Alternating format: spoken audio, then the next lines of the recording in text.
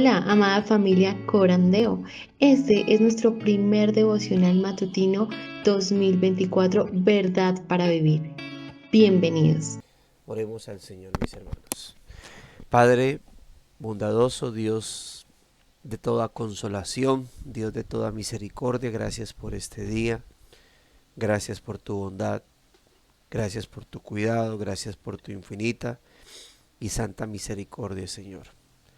Qué bueno que nos concedes poder estar aquí delante de ti para honrarte, para exaltarte, Señor, para darte toda la adoración y honra que solamente tú te mereces. Gracias, Señor, por este maravilloso momento que podemos tener, oh Dios, delante de ti. Gracias, Señor, porque podemos eh, acceder ante tu trono de gracia, Señor. Y es muy gratificante para nosotros, indignos, Señor, inmerecedores de tal privilegio, Señor, pero muy necesitados de tu gracia y misericordia, Señor. Gracias por concedernos este día. Hoy, Señor, ya séptimo día de la semana, último día de la misma, Señor, para incluso poder prepararnos para el día de mañana, Señor, nuestro día de reposo, nuestro día de congregación, Señor, nuestro día de adoración pública a ti, en donde juntos, Señor amado, con nuestra familia de la fe, nuestros hermanos en Cristo, nos presentaremos, Señor, en sacrificio vivo, santo, agradable a ti, bendito Dios, que es algo que debemos hacer cada día de nuestra vida, sin duda alguna, pero lo especial del día de mañana es que lo haremos de manera pública, en conjunto, con nuestra familia, con los redimidos, con aquellos que han sido justificados o aquellos que, junto con aquellos que han sido también alcanzados en gracia y misericordia, y junto con ellos poder acercarnos, Señor, ante tu presencia y disfrutar, seguir disfrutando de tus benevolencias, Señor, de cantos, de himnos, Señor, de elevar oraciones, de juntos acercarnos ante tu lugar santísimo para poder colocarnos a cuentas y disfrutar de tu presencia, Señor. Gracias, Dios de la gloria, que este día sea sin duda alguna un día de preparación para ello, un día, Señor, de preparación, Dios de la gloria, para que podamos honrar y glorificar tu nombre y exaltarte, Señor, con nuestra vida. Gracias. Gracias, muchas gracias te damos por nuestro Redentor, por Cristo, nuestro Salvador, bendito Dios. Te agradecemos, Señor, el que podamos estar aquí el día de hoy, Señor, una vez más en estos devocionales, en estos medios de gracia, Señor, que nos concedes, a los cuales nos concedes a acceder para fortalecer nuestra vida espiritual, para fortalecer nuestra comunión íntima contigo, Señor, elevando nuestras oraciones, oh Dios de la gloria, inclinando nuestros oídos al estudio de tu palabra, para que ella pueda ser esa meditación a nuestras conciencias durante el día y podamos nosotros, oh Dios de la gloria, pues ser rearguidos en lo que tengamos que serlo, corregidos en lo que tengamos que serlo e instruidos en justicia, Señor. Y te agradecemos porque tu palabra siempre que nos diga lo que debemos hacer, Señor, si ya lo estamos haciendo, oh Dios, siempre será necesario ese recordatorio, bendito Dios.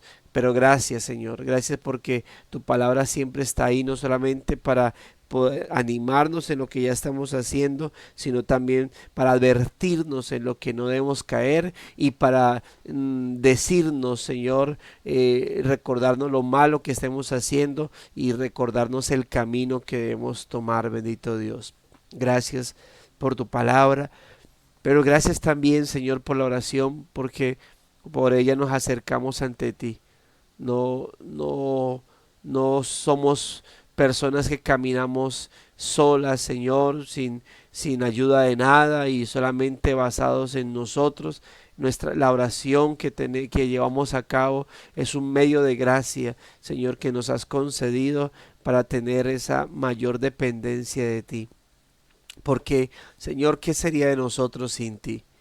y no eres una simple fuerza externa que nos va acompañando y nos va ayudando o que podemos ir acudiendo de manera inerte a sino que eres Dios soberano, eres nuestro Padre con quien constantemente necesitamos estar comunicados, hablando, interactuando, Señor, para que siempre nos guíes, siempre nos dirijas, siempre ilumine nuestro camino por tu palabra y tu espíritu.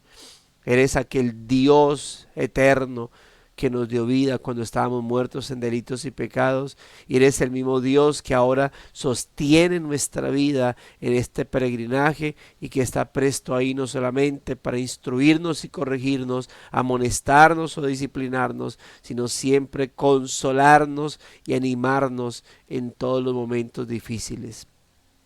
Gracias por estar ahí, por ser no solamente ese Dios soberano, creador de todo, por ser aquel a quien en gracia y por Cristo podemos llamar Padre nuestro. Gracias, muchas gracias te damos, gracias por cuidarnos, por cuidar nuestra familia, por cuidar, Señor amado, nuestros seres queridos, por cuidar a nuestros hermanos en la fe.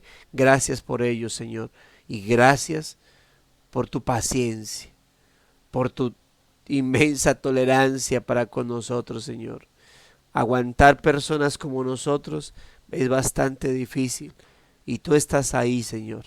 Te agradecemos por ello, Dios, por ser tú, Señor, porque otro ser humano más como nosotros no nos aguantaría. Más aún si conociera nuestros pensamientos, si conociera los sentimientos, Señor.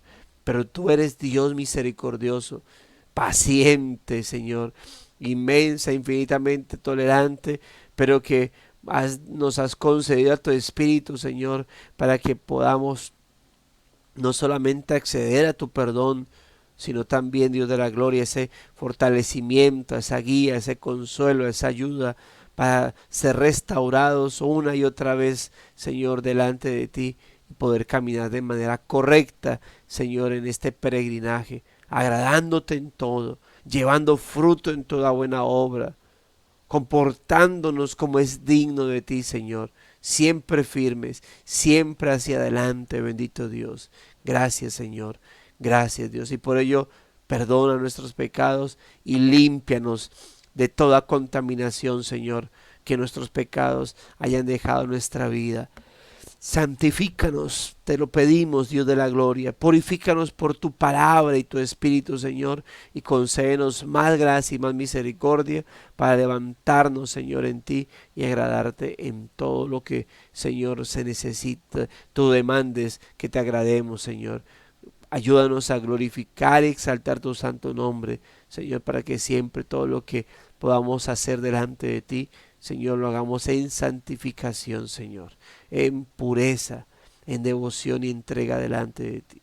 Gracias, muchas gracias te damos por este día, por este momento, Señor, y por tus promesas en Cristo, Señor, a nuestro lado, por fortalecernos y alentarnos cada vez más y más en ti, Señor. Gracias te damos, Dios. Que este día sea día de meditación, de santificación, de fortaleza, de madurez y para los nuestros y los familiares de nuestros hermanos sea día, Señor, sea un día de salvación, un día de gracia salvadora derramándose, Señor, sobre nuestras familias, un día de restauración para nosotros tal vez o nuestros familiares en Cristo. Un día de consuelo sobre todo por esta palabra, Señor, que traemos para este hermoso momento, Señor. Gracias, muchas gracias te damos en Cristo Jesús, por quien estamos delante de ti.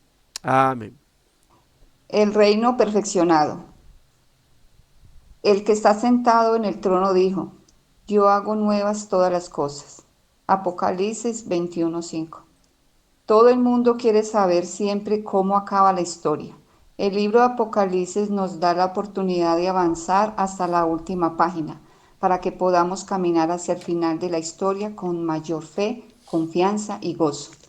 La escritura es muy clara en cuanto a que toda la historia avanza hacia una meta final. Se trata de un asunto de extrema importancia. Dios ha creado a los hombres y a las mujeres para que sepan que existe algo más allá de la muerte. De hecho, Él ha puesto la eternidad en nuestros corazones. Eclesiastés 3:11.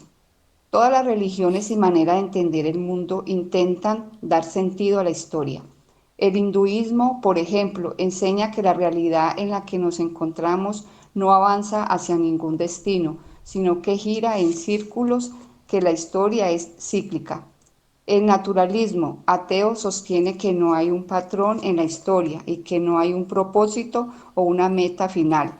La historia es simplemente la historia de los átomos que se reorganizan a sí mismos, y así como cada uno de nosotros. Los cristianos, sin embargo, reconocen que la Biblia muestra que la historia es lineal. Hubo un punto de comienzo, habrá un punto de finalización y hay un propósito en su dirección. La vida, la muerte, la resurrección y el regreso de Cristo son el tema central de toda la historia. Por lo tanto, toda la historia de la humanidad debe considerarse dentro de ese marco. Jesús regresará completamente el plan eterno de la salvación y dará paso al reino perfeccionado de Dios. Él hará que todas las cosas sean nuevas y perfectas. ¿Qué es el reino perfeccionado que Jesús traerá? Es un reino que se centra en su cruz. Es un reino que cambia los corazones y las vidas, y sus ciudadanos se inclinan ante Jesús como Rey. Es un reino de amor y justicia, de compasión y paz. Este reino está creciendo y llegando hasta los confines de la tierra, y en el momento señalado que desconocemos, Dios Padre dará a su Hijo las naciones como herencia. Salmo 2:8. Incluso ahora Dios está desarrollando su plan soberano y el misterio de su voluntad. Cuando Juan escribe sobre el final de los tiempos, nos recuerda que la salvación pertenece a nuestro Dios. Apocalipsis 7:10. Si la salvación perteneciera a otro o se dejara al azar, el plan de Dios podría no cumplirse. Pero Él es el autor de la historia y el gobernador del futuro. Se ha propuesto salvar a su pueblo y lo hará. Un día le oiremos decir, hecho está. Apocalipsis 21:6. Dios ha comenzado la obra de nuestra salvación a través de la muerte y resurrección de Jesús, y un día pondrá todas las cosas bajo una sola cabeza, Jesús. Por tanto, si estamos unidos a Cristo, somos más que vencedores. Romanos 8:37. Capacitados para reinar por siempre con el Hijo. ¿Cómo respondemos? Con fe, confianza y gozo. Porque aunque no sabemos cómo será nuestra vida, sí sabemos cómo termina la historia y cómo comienza nuestra eternidad. Por eso oramos con anticipación. Padre nuestro que estás en los cielos, venga tu reino. Mateo 6, del 9 al 10. Muchas gracias, mi hermana. Ahí tenemos entonces uno de esos consoladores mensajes para nuestra vida, mis amados hermanos, que es el reino perfeccionado. Dice ahí el escritor inicia mencionando, ¿no?, de que todo el mundo quiere saber siempre cómo acaba la historia, ¿no? Algunos quieren, cuando habla de películas o de libros, algunos quieren saberlo de manera anticipada, quieren saberlo rápido. Hay gente que le gusta mucho que le cuenten el final de un libro o que le cuenten el final de una historia. A mí no me gusta. Hace poco, cuando estaba en Palmira, me puse a ver, le recomendé dos películas a mi querida Chechi, y apenas la veía decía, pero cuénteme si eso va a pasar o qué va a ocurrir con el Señor, esto y lo otro, si al final va a pasar tal cosa, tal otra. Yo le dije, esperemos a ver qué ocurre. Sí, y, y uno quiere, ¿no? Dependiendo de si está sufriendo mucho, pues obviamente uno quiere saber si al final todo va a salir bien, ¿verdad? Si todo está patas arriba, si todo se va a acomodar. Ah, pero algunos, así pasa con los libros. Algunos creo que nos gusta ¿cómo se dice? Esa inquietud, esa incertidumbre, si va a ocurrir, qué es lo que va a pasar con esa persona. Lo mismo pasa cuando se trata de la vida, ¿no? Y las aflicciones. Queremos qué va a pasar al final.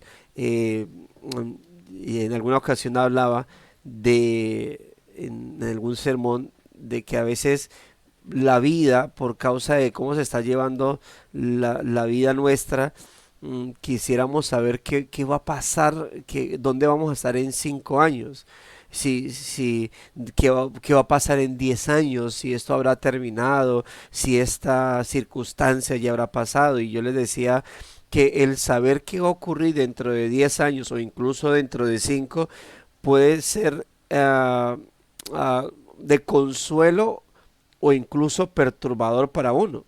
Imagínese que de pronto pasara de que sí, en 5 años o en 10 vemos nuestra vida y decimos, wow, voy a estar pleno, voy a estar genial, y entonces añoro ese momento y digo, uy, que pasen estos 5 años rápido, que pasen rápido, porque mire cómo va a estar mi vida, ¿sí? Ah, pero imagínate que también pasará el hecho de que dentro de 5 años nos vamos a dar cuenta que van a haber pérdidas, que, que no van a estar ciertas personas, eh, y que solamente nos muestra eso la vida, ¿sí? Que nos dice, mira, te va a mostrar la vida dentro de 5 años, ¿sabes? Mira el panorama, ¿sí? Ya no va a estar fulano, engano, sutano, y son seres amados, y entonces ya, pero vas a tener un carro, ¿sí? O vas a tener la casa que quieres, ¿listo? Entonces, eso ya se vuelve maluco, porque nos vamos a dar cuenta que en algún momento de la historia, tales personas o tal persona no va a estar con nosotros. Y entonces ya la vida dice, me importa la casa, que ya sé que la casa va a tener, pero ya no me importa, lo que me importa es por qué voy a perder esa persona y en qué momento la pierdo. Y entonces ya nuestra vida no se torna como tan chévere, ya quiero que llegue, sino yo no quiero que llegue ese momento, porque sé que en algún punto de la vida voy a perder algo preciado. ¿Sí? O imagínate que te muestran, ¿sí? Te muestran con tu casa, pero te muestran, no sé, inválido, o te muestran postrado. Te dice, pero ¿en qué momento pasó eso? No, simplemente mostramos que tienes la casa. El privilegio tuyo es mostrarte que dentro de 5 años, 10 años vas a tener tu casa propia. Pero, ¿y esa parte de tu vida en qué momento ocurrió? Y entonces ya se vuelve incierto, ¿sí? Ya se vuelve no muy agradable eso que nos están mostrando. Sin embargo, el libro de Apocalipsis es muy especial cuando hablamos de la Biblia, porque uno va leyendo la Biblia y uno dice, wow, todo esto que ha pasado, sobre todo porque eh, como cuando uno ha visto las películas, que todo va empezando bien y pum, se trastocó todo. La Biblia nos muestra eso. Todo está bien, Dios todo lo crea de manera perfecta, sí, en las primeras páginas, no que ha sucedido al otro día de la creación, pero en las primeras páginas de la Biblia nos muestra cómo Dios hace todo perfecto, entre ellos crea al hombre de manera perfecta, y de un momento a otro el hombre está bien, aparece un ser maligno llamado, o la Biblia nos lo presenta como la serpiente, es un ser maligno, es un ser espiritual malvado, muy astuto, y hace caer al hombre, a la primer pareja, y junto con la primer pareja se lleva a toda la creación. Entonces todo se daña, todo se distorsiona, y luego empezamos a ver muerte, envidia, maldad, todo dañado, ¿sí? Todo dañado, y empieza a haber es una guerra entre el bien y el mal de manera constante. Eso es lo que nos encontramos y lo vamos viendo. Ahora, Esto, mientras la primer parte de la Biblia estuvo, veíamos, pudiésemos decir, wow, impresionante todo esto que va a pasar. Y en la primera Biblia o en el Antiguo Testamento pudiésemos hablar acerca de, sí, unas promesas que empezaban a surgir, unas promesas muy, muy veladas, es decir, que no podíamos entender. Al final, por ejemplo, del escrito de hoy, del devocional, está Isaías 60, que es una de esas promesas mesiánicas, unas promesas de restauración total, pero aún así velado, ¿no? De decir, ¿y eso en qué momento va a ocurrir? ¿Cuándo va a pasar? Luego ya, gloria a Dios, aparece Cristo, viene Cristo como cumplimiento profético. Luego tenemos los escritos neotestamentarios ya para el primer siglo. Ya en el segundo y en el tercer siglo la gente está identificada con estos escritos, y ya para el tercer siglo más o menos tenemos ya ubicados todos los libros en particular, y está Apocalipsis. Y entonces ya los cristianos tienen una Biblia completa, Antiguo y Nuevo Testamento, y se tiene el libro de Apocalipsis. Ya obviamente había sido estudiado desde a finales del primer siglo, se había empezado a estudiar, pero ya venían, en las palabras de los apóstoles desde el primer siglo se venía hablando acerca de la restauración de todas las cosas. Cristo vendría. Fue el mensaje que le dio a los apóstoles constantemente y que ellos plasmaron. Es decir, no es hasta que se escribe el Nuevo Testamento o hasta cuando se recopila que hay un mensaje de esperanza, que hay un mensaje de victoria final.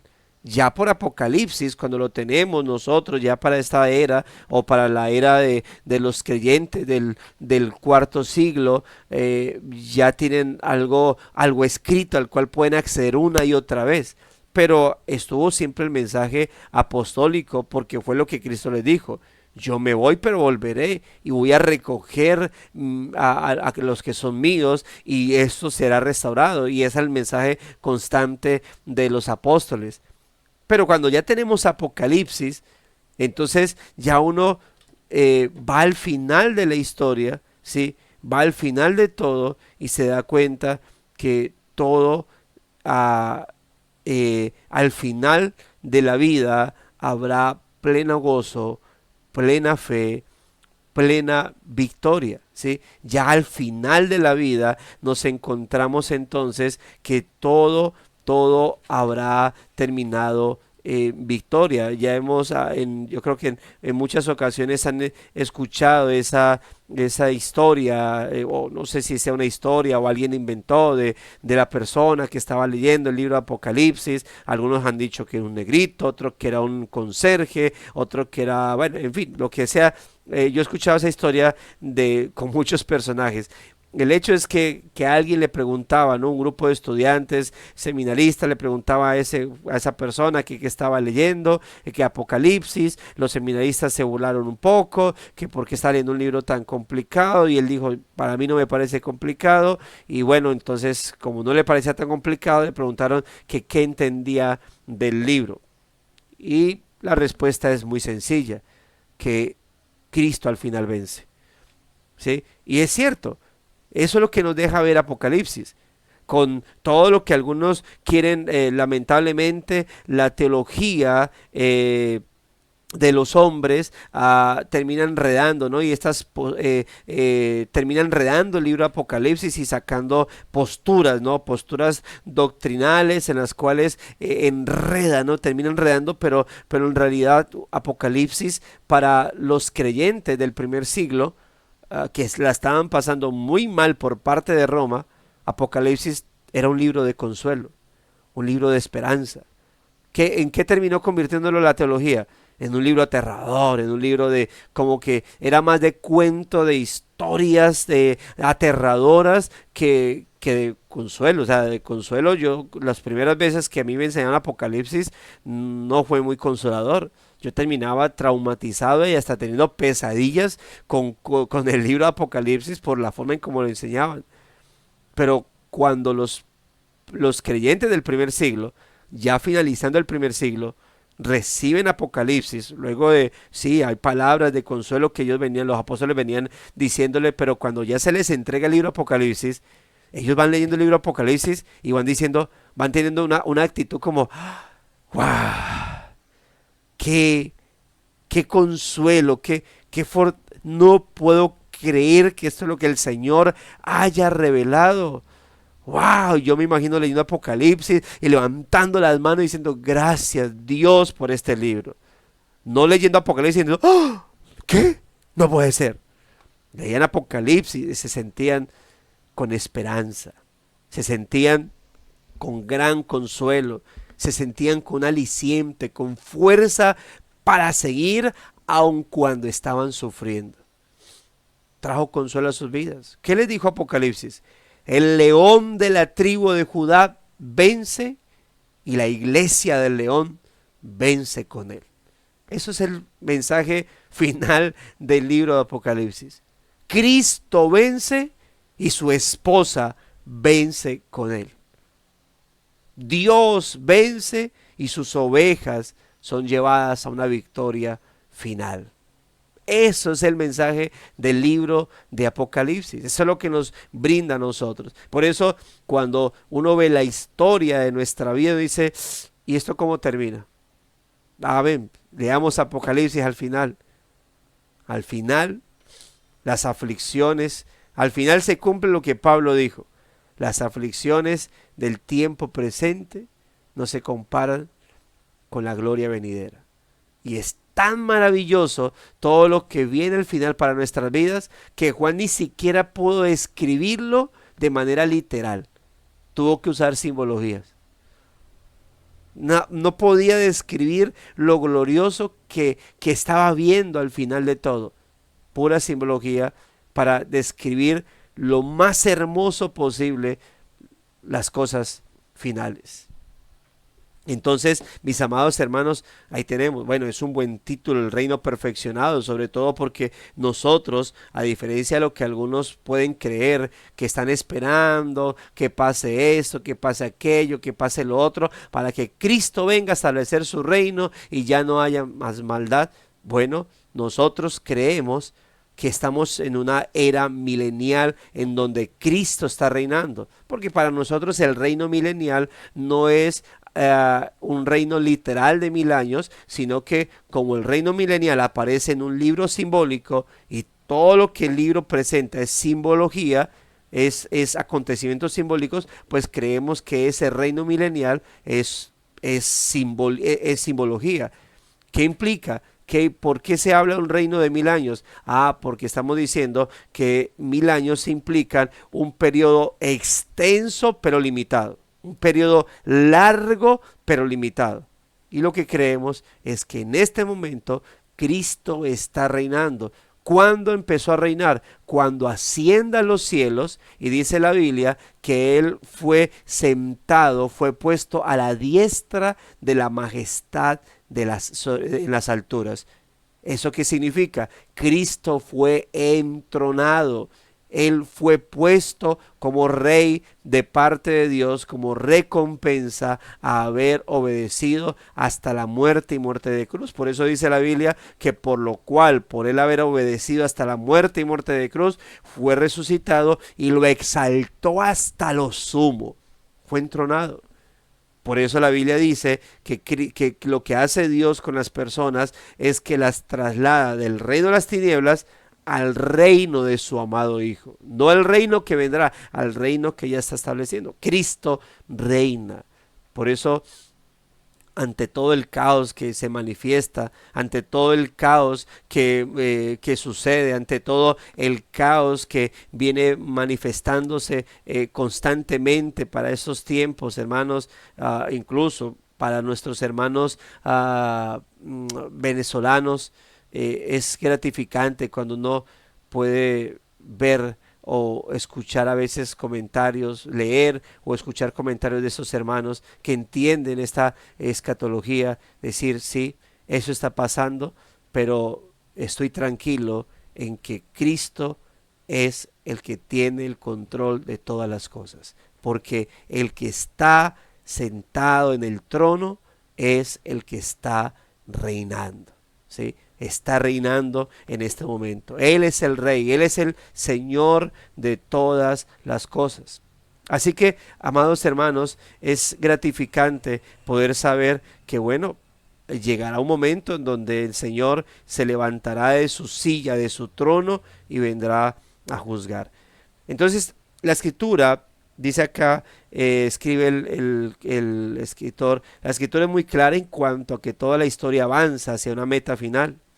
Se trata de un asunto de extrema importancia. Dios ha creado a los hombres y a las mujeres para que sepan que existe algo más allá de la muerte. De hecho, Él ha puesto, como dice Eclesiastés, eternidad en los corazones. Al ser humano, obviamente, a causa de su conciencia corrompida, pues le conviene creer es que cuando Él se muera, todo termina. Incluso las religiones gran parte de las religiones y maneras de entender el mundo intentan dar ese sentido, quieren darle un sentido a la historia. Por ejemplo, el hinduismo, en todo lo que creen, porque creen en muchas cosas, y todas las formas de hinduismo que hay, pues enseña que la realidad en la que nos encontramos no avanza hacia ningún destino, sino que gira en círculos, que la historia es cíclica y su objetivo es la perfección, ¿sí? El objetivo del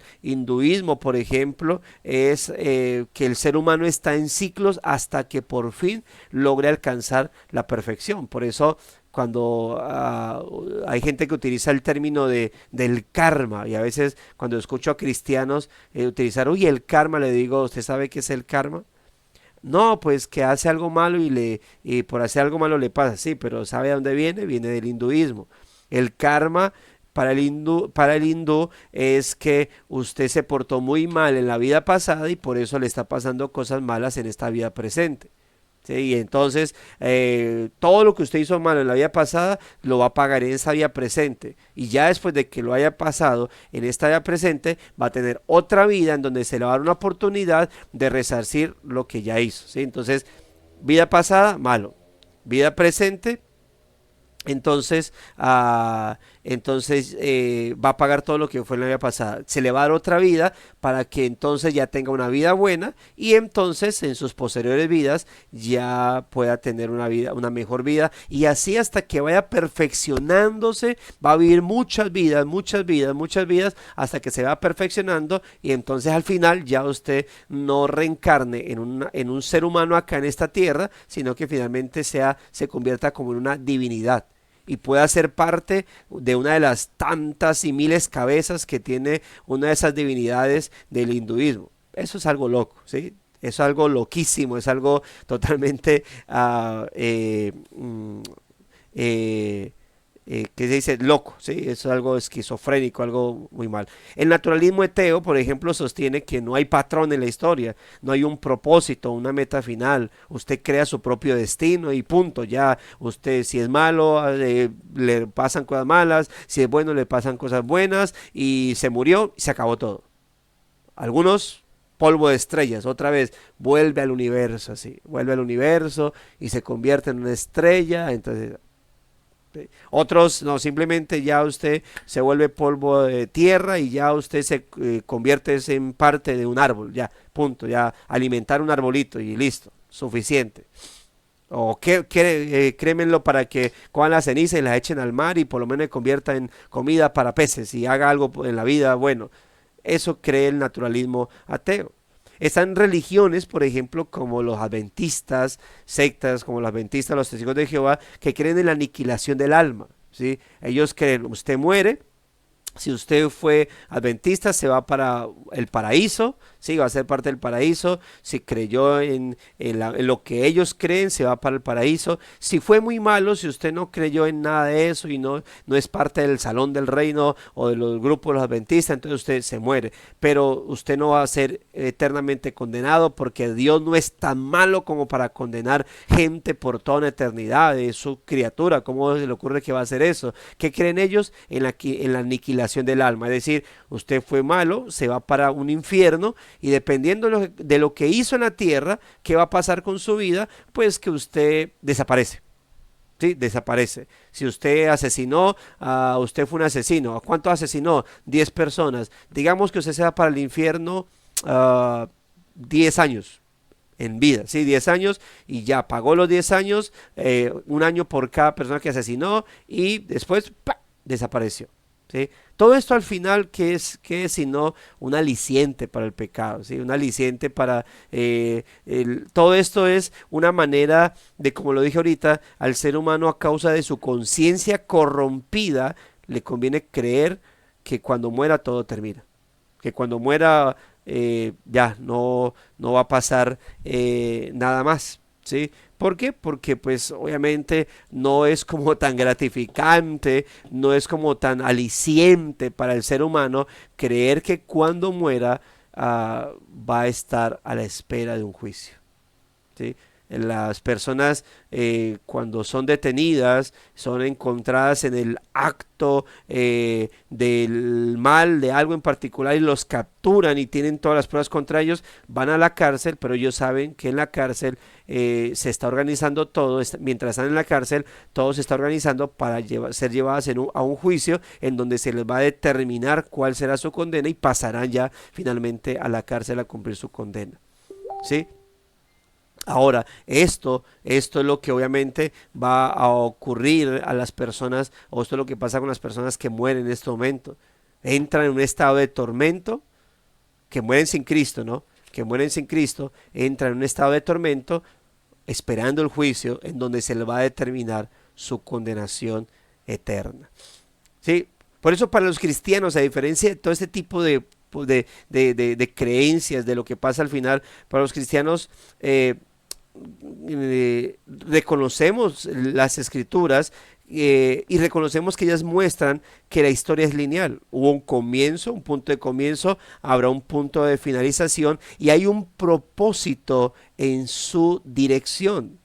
Y en esa historia que nos muestra la escritura hay algo muy particular, porque la vida, la muerte, la resurrección y el regreso de Cristo son el tema central de la historia, y lo especial de esto es que la Biblia nos muestra cómo este tema de la vida, la muerte, la resurrección y el regreso de Cristo no es un asunto que se planeó en el transcurso de la historia de la humanidad, sino que luego podemos ver que esto es algo que se planeó antes de la creación de todas las cosas. Dios sabía lo que iba a pasar con su creación, aún así lleva a cabo, pero es porque cuando Dios, al saber lo que iba a pasar con su creación y llevarlo a cabo, es porque ya Dios había establecido también lo que habría de pasar con esa creación que caería.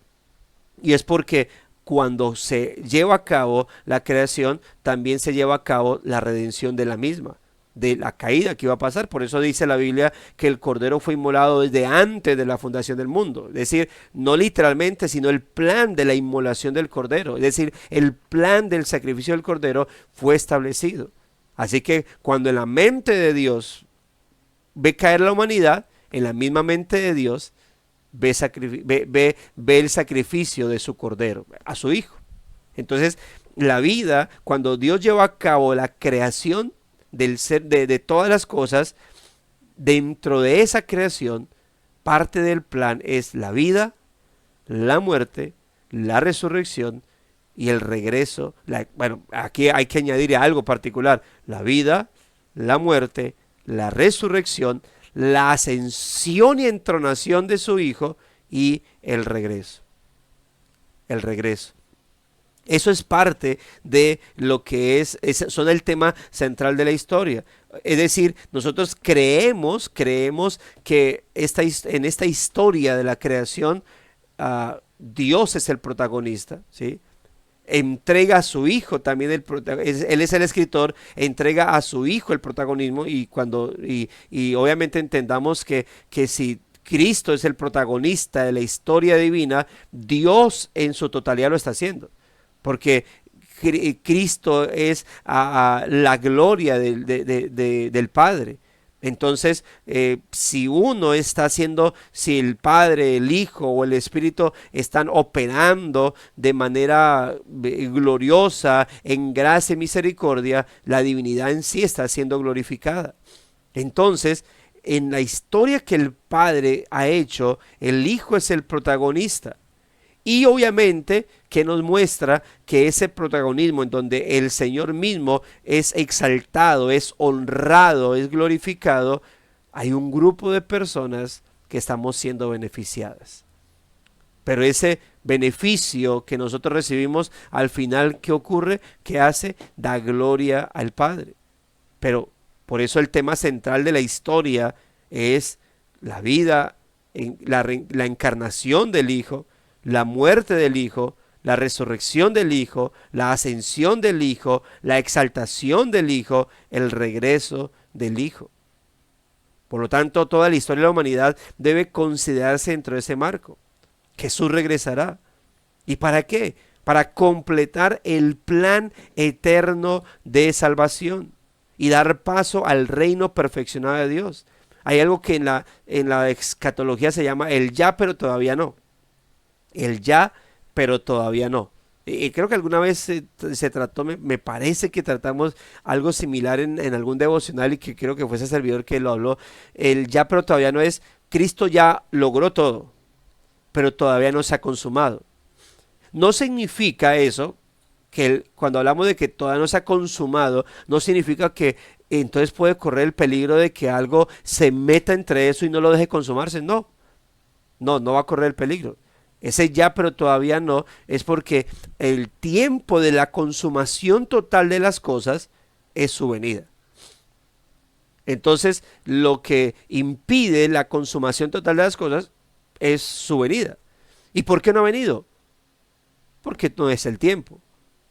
Porque todavía no porque todavía no ha llegado ese momento crucial en donde el Hijo venga. Y no es como dicen algunos, no es por culpa de nosotros la iglesia, es que como la iglesia no está preparada, no deja que Cristo venga. Falso. ¿Sí? No es que Dios diga, voy, no me dejan. ¿Sí? Es que si mi iglesia orara más por mi venida, yo iría rápido. No, todo está determinado. Cuando me preguntan a mí si yo sé cuándo es el regreso de la segunda venida, yo digo, sí, yo sé cuándo es. Pero no se lo digo con fecha, se lo digo así. Cuando el último de los elegidos del Padre se convierta, Cristo viene. El problema es que no sabemos cuál será el último de los elegidos del Padre. Entonces, ¿sí? ¿Y cuándo se va a convertir? Pero yo estoy seguro que cuando se convierta el último de los elegidos del Padre, listo. El Señor se para del trono y viene. Así que el asunto se va a encontrar el último de los elegidos. Tiene hasta para una película, título para película, el último de los elegidos del Padre. Pero es obvio, porque obviamente el Señor va a salvar a todos. Entonces, hermanos, eso va a suceder, se va a llevar a cabo y se completará el plan eterno. ¿Y por qué se completará? Porque parte de la redención del Señor es la glorificación de su iglesia.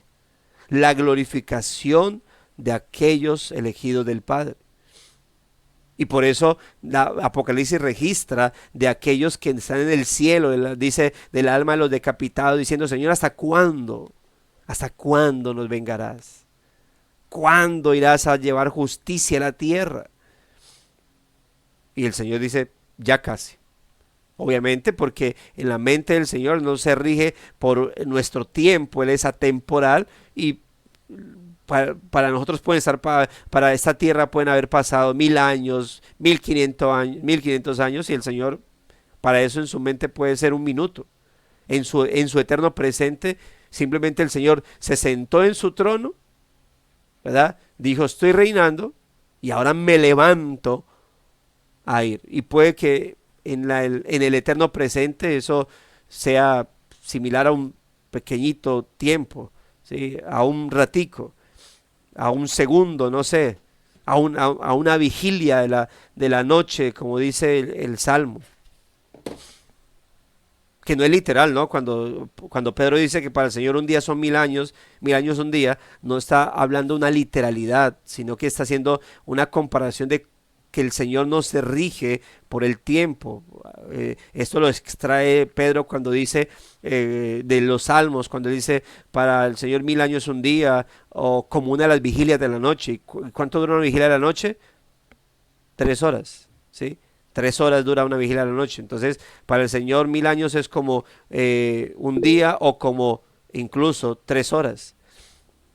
El hecho es que vendrá y que volverá y completará el plan eterno de salvación. Y cuando dice plan eterno, es decir, es todo lo que Él organizó, todo lo que se planeó desde la eternidad, se llevará a cabo en su determinado momento. Él hará que todas las cosas sean nuevas y perfectas. Ahora, y es muy especial porque no es algo dejado al hombre. ¿Quién dañó las cosas? Satanás influenció y arrastró al hombre. Y obviamente termina el causante siendo el responsable el hombre, porque el hombre era el representante de la humanidad. Sí, influenciado por el diablo, pero lo que hizo el diablo es mover al hombre, es decir,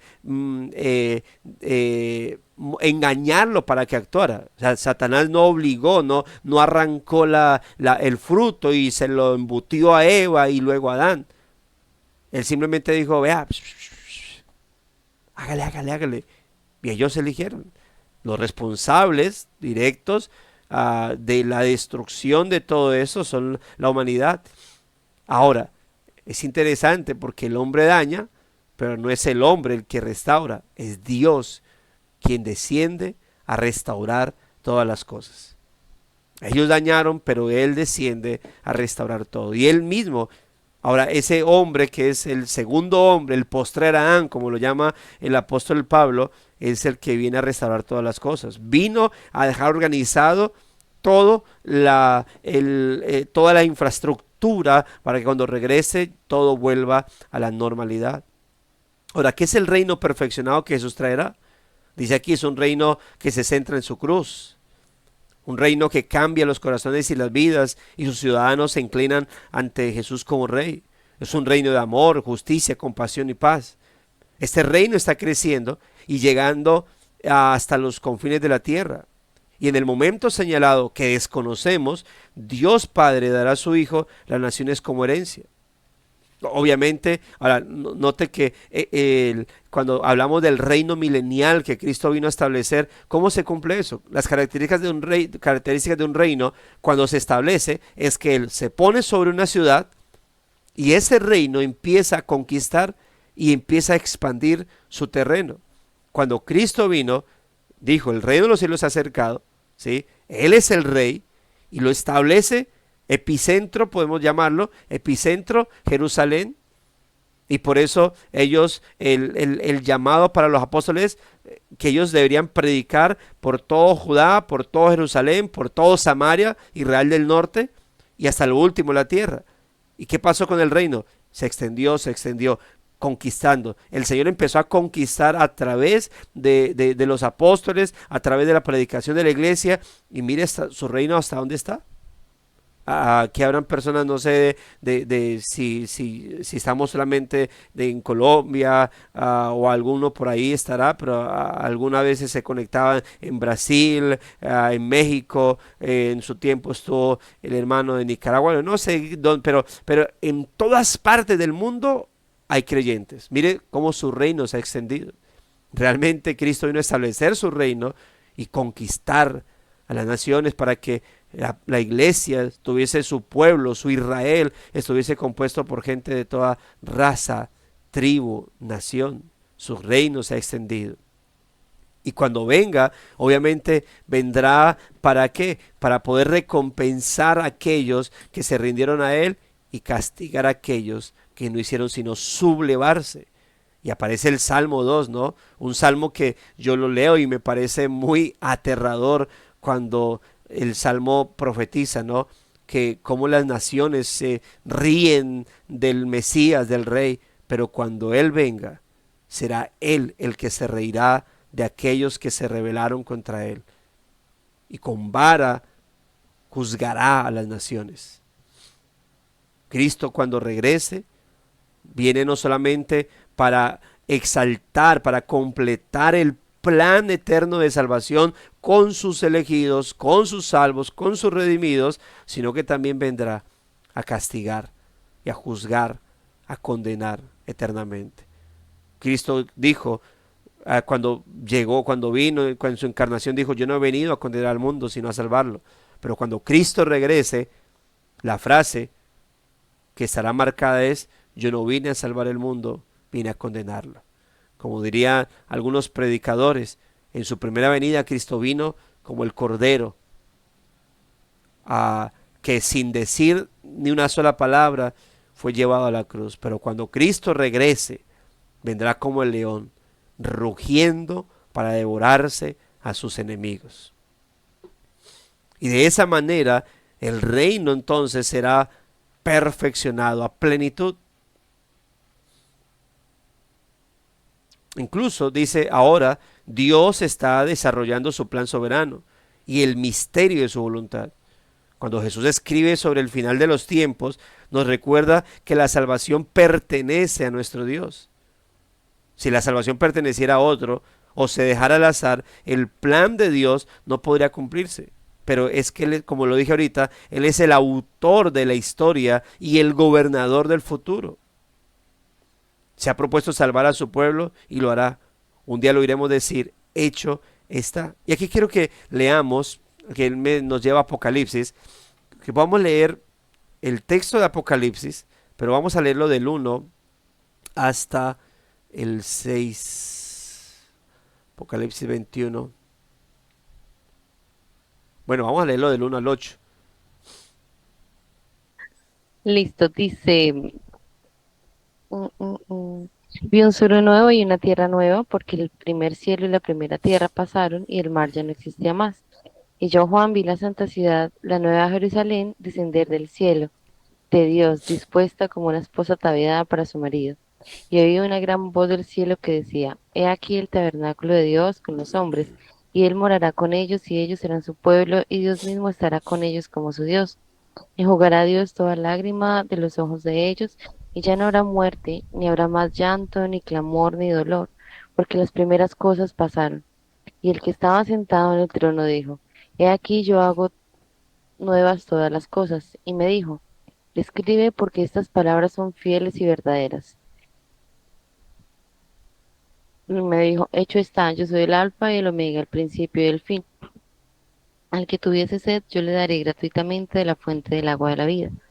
El que venciere heredará todas las cosas, y yo seré su Dios, y él será mi hijo. Pero los cobardes e incrédulos, los abominables y homicidas, los fornicarios y hechiceros, los idólatras y todos los mentirosos tendrán su parte en el lago que arde con fuego y azufre, que es la muerte segunda. Así es.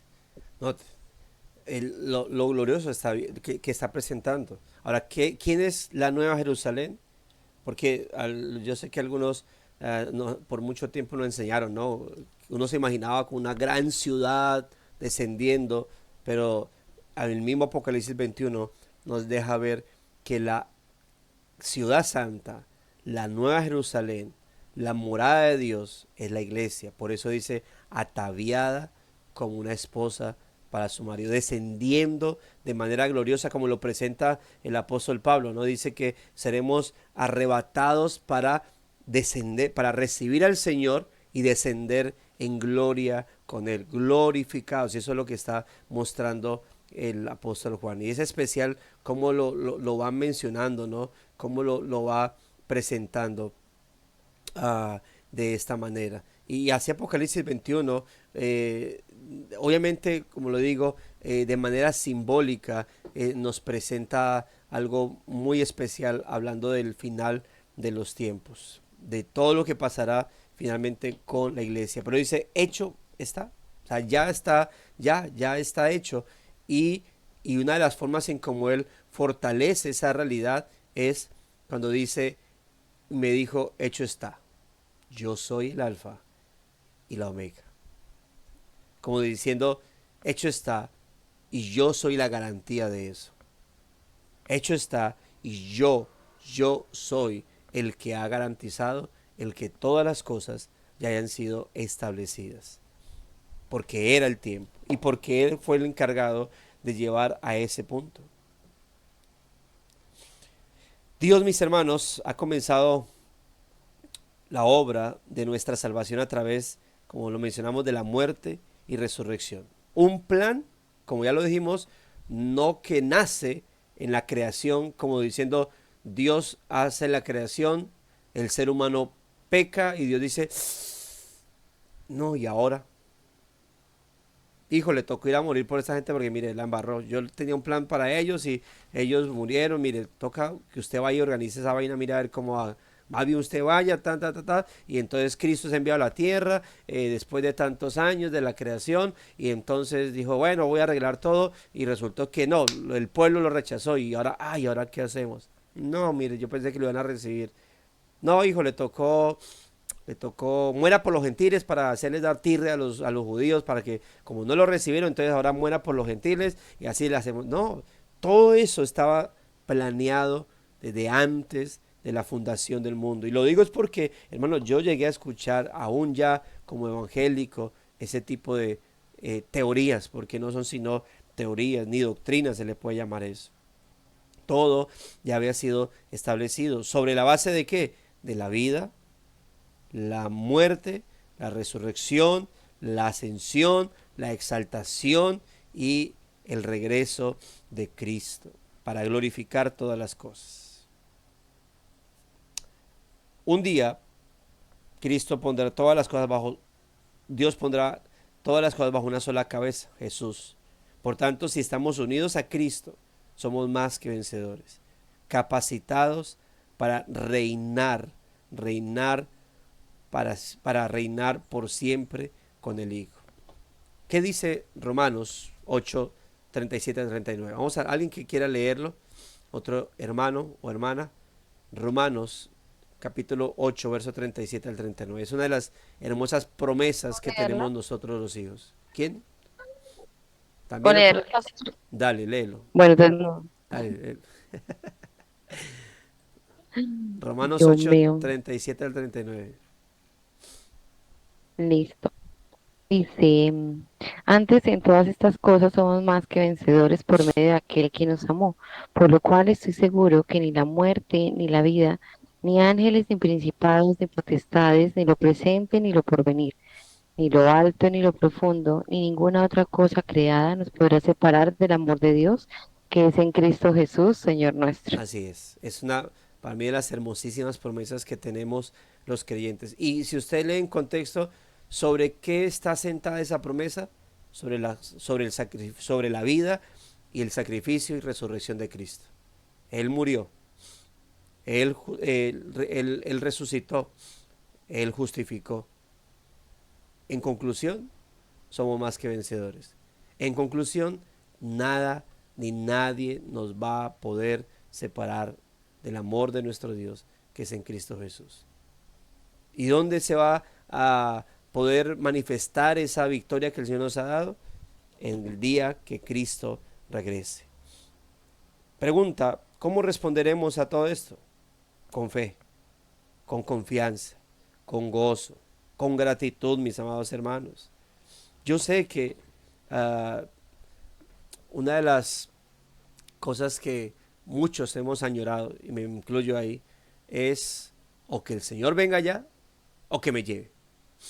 Y hablábamos la otra vez con el hermano y decía, si el Señor mantuviera atendiendo todas las veces o atendiera a cada persona, cada creyente que dice, Señor, llévame porque no aguanto más, yo no sé cuántos quedarían acá en este mundo. Yo creo que solamente los impíos, porque no sé si, o puede ser que dentro de los que estamos acá haya alguno o algunos que digan, no, yo nunca he dicho, llévame, yo disfruto la vida, tranquilo. Pero yo soy dentro de esos muchos que le ha dicho, Señor, llévame. ¿Por qué no me llevas ya? ¿Por qué no mandas de una vez? ¿Sí? Pero no, hay un momento en particular. ¿Sí? ¿Por qué? Porque no queremos lidiar con el pecado nuestro, con las aflicciones, con las injusticias, con la maldad de este mundo, pero al final hay un momento donde todo esto será perfeccionado, donde Cristo vendrá y restaurará y redimirá todas, absolutamente todas las cosas, hermano. Y es así como debemos responder mientras tanto, ante esas promesas, ante el saber que esto tendrá un final, que su iglesia finalmente será exaltada y recompensada y los injustos serán castigados. Mientras tanto, por eso tenemos con esa misma fe, confianza, gozo, gratitud, porque aunque no sabemos cómo será nuestra vida en esta tierra, hermanos, sí sabemos cómo termina la historia y cómo comienza nuestra eternidad. Por eso oramos con anticipación. Padre nuestro, que estás en los cielos, santificado sea tu nombre. Venga tu reino. O como dice el libro de Apocalipsis, al final, ¿qué dice el espíritu y la esposa? Es decir, ¿cuál es una de las oraciones que nos guía a hacer, mis amados hermanos, el Espíritu Santo? Sí, ven, Señor Jesús. Esta semana en el culto de oración de Girardot, siempre al final pues pedimos qué peticiones hay en particular, y una hermana decía que añoremos la venida del Señor. Y añorar no es con desesperación, no, porque no soporto más las deudas, porque no soporto más este poquito sueldo. No, ¿por qué lo añoras? Porque quiero estar con el Señor, porque queremos que la iglesia actúe y camine en este peregrinaje en pos de esperar la venida de Cristo. No en pos no sé, de las bendiciones terrenales, en pos de que Cristo regrese. Y cuando yo camino en pos de eso, hago las cosas como para Él y no para los hombres. Algún día el Señor vendrá y finalmente perfeccionará todas las cosas, completará su plan de redención. Eso va a suceder. ¿Cuándo? No sabemos. Pero de que sucederá, sucederá. Y mientras tanto, mis amados hermanos, hemos de caminar, como dice el apóstol Pablo, con nuestra mirada puesta en Cristo, hermano, olvidando ciertamente lo que queda atrás y extendiéndonos hacia lo que está adelante, hacia la meta del supremo llamamiento de Dios en Cristo Jesús. Vamos a leer comentarios. Si alguien tiene algún aporte, alguna inquietud, puede hacerlo. Puede levantar su manito y hacerlo. Y mientras tanto, leemos los comentarios que aquí dice nuestro hermano Carlos. El comentario de nuestro hermano Carlos dice: la mayor esperanza de todo cristiano es el cumplimiento glorioso, el cumplimiento del glorioso plan de Dios, en el que seremos transformados y viviremos eternamente con nuestro Dios. El reino perfecto de Dios en plenitud se manifestará. Viviremos sin el acoso del pecado y viendo cara a cara a nuestro Salvador con todos los hermanos redimidos. El tiempo está avanzado y el glorioso e inminente advenimiento de nuestro Rey está a las puertas, más cerca que cuando creímos. Apocalipsis 21:1 dice: vi un cielo nuevo, una tierra nueva, porque el primer cielo y la primera tierra pasaron y el mar ya no existía más. Hermosísimas promesas, hermosa meditación. Muchas gracias, mi hermano. Vamos a orar al Señor para culminar nuestro tiempo devocional. ¿Qué hermano o hermana quisiera cerrar este tiempo de devoción con oración con base a lo que hemos hablado el día de hoy? Gracias, Dios Rey Celestial, nuestro Salvador Jesucristo, por todo tu amor y tus bendiciones. Padre, te pedimos que nos perdones por todas aquellas cosas que no hemos hecho, que debíamos hacer, siguiendo tu palabra, siendo obedientes hacia ti. Te pedimos que nos ayudes, ayúdanos a cumplir tus mandatos. Ayúdanos a estar firmes en tu palabra. Guía nuestros pasos. Que todo cuanto hagamos en el día de hoy lo hagamos para tu gloria. Te lo pedimos, Padre. Ayúdanos y ayuda a aquellas personas que no conocen de ti para que puedan conocerte. Danos la sabiduría, llénanos de tu luz y de tu amor para poder llevarles el Evangelio, que podamos ser la luz para que llevemos tu Evangelio con el denuedo de tu palabra. Te lo pedimos, Señor, en el nombre de nuestro Señor Jesucristo. Amén. Amén. Muchas gracias, mi hermana. Y a todos, hermanos, gracias y paz a todos. Tengan un excelente día. Y hermanos, recuerden, firmes y adelante, huestes de la fe. Sin temor alguno, que Jesús nos ve. Bueno, nos vemos mañana, Dios Amén. mediante. Bye Feliz bye. Gracias, sábado. hermano. Que estén Gracias, bien. pastor. Que Dios lo bendiga. Amén. Bendiciones para todos. Bendiciones.